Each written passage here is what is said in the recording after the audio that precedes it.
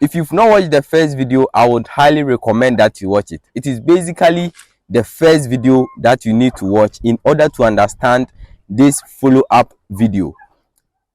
I've put the link in the description, so simply click on the description below and then you find the link to the first video, or check the corner of this particular video and you see it emerge. Just click on it and watch that video. Afterwards, check the description of that video and then you find this video, so you follow up and understand this follow-up video.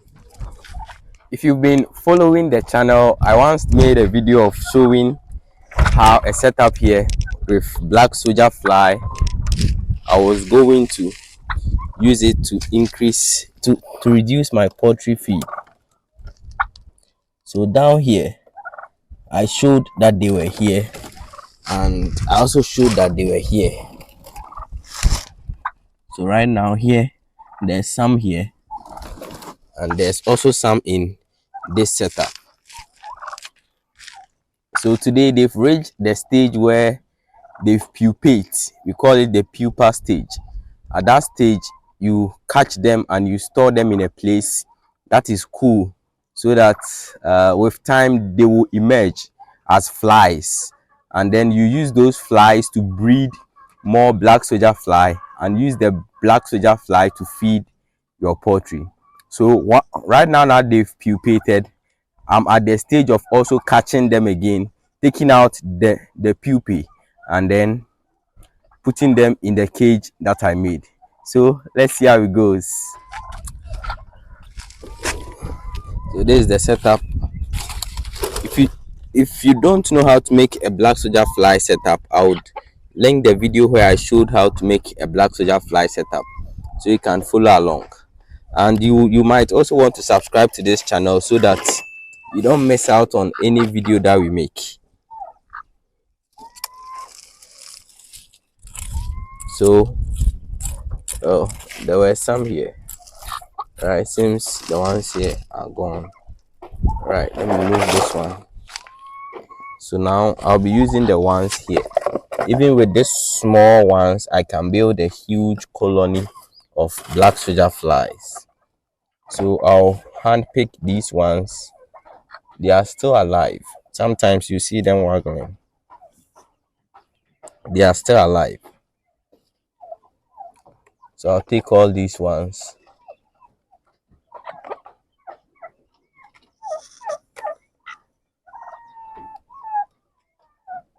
Yeah, you can see them moving. There are some chickens here who would like to start eating them. I need to protect them so they don't get to eat them. So you can see them moving. Oh, they've stopped. They've stopped moving.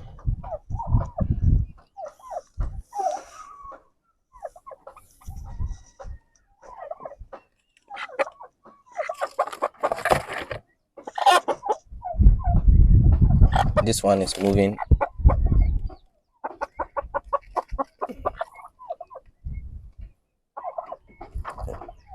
It's moving right there.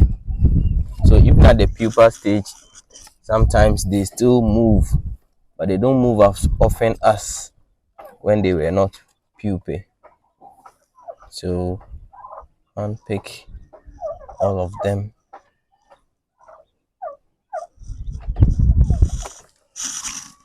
So far, see this one moving.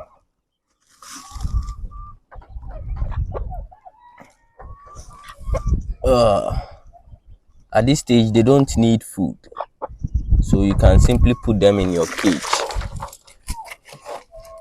I think I would have to make another video of the whole cycle of black soldier fly. I'll do that. I'll make another video of the whole cycle. I'll make another video of the whole cycle of black soldier fly and then share it with you, so that if you don't really understand what's going on, you get to understand everything. Even just one female of the black soldier fly can lay more than 500 eggs. So getting just these ones to start a colony with is enough. It's enough. let's move on.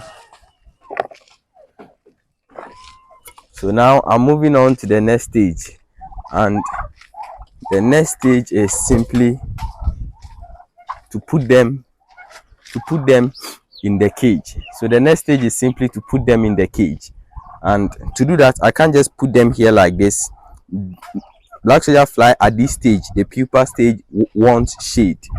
They want something to be covering them. So what I'll be doing is I have some sawdust here. So I'll simply pour the sawdust. I'll use the sawdust as cover.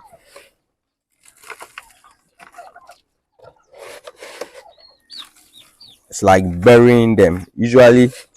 They usually burrow through the ground and then enter the soil. That's what they do. So doing this is almost the same as doing that. With this, in just 14 days, they are going to emerge out of the sawdust and then remain inside. Then I'll start doing the process again.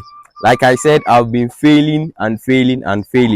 What I wasn't doing was using the sawdust. I wasn't putting any sawdust on top of it. But right now that I'm doing that, I believe I'm going to succeed. So that's just it for now. Put it in a cool place like this. They are going to remain.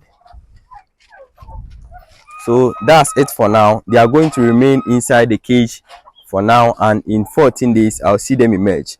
When they emerge, they will be resting on this. That's why I made it. They'll be resting here, and then I'll make the attractant and put it inside for them to mate and lay their eggs. Then I'll use this one as my starting colony to build a whole BSF cage. So that's the plan. And when that starts to happen, I will get better illustrative videos. I'll be able to record the whole process and show them to you, so you get to understand how the whole thing goes. With me just using my mouth to explain, it is quite difficult to understand. I get it, but when they begin to emerge and I begin to show how the whole process works, then you would understand. And I'll show how to build this cage, make another attractant, make the attractant. I know I've made it already, but I would still show how to do it again, so that if you did not get the first one, you will still be able to get and follow along. The whole aim is to reduce feed costs, and with this you can reduce your feed costs. Imagine using your poultry poop to provide essential protein and fat for your poultry. The poop that is supposed to be waste, you are using it to go again into the feeding cycle, and that's just amazing. Thanks for watching, guys. Please like this video and subscribe to the channel if you haven't yet. As usual, peace.